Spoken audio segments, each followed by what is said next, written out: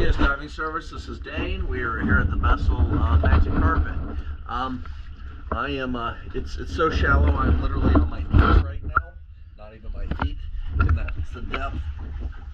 Really not going to see much in the water. You can see if you're right on that. We cleaned her off. I just want to point out a couple things. Your wrap in a couple areas. It's kind of gone.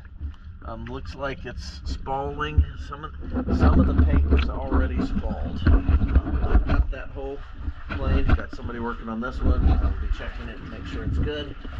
Specifically, what I wanted to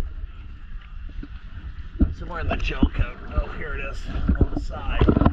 Gel coat damage. Probably want to get that taken care of. Also on the back, I don't know if the transducer, what's going on with it. If it was there originally, the transducer wire is just hanging. There is no transducer off the back.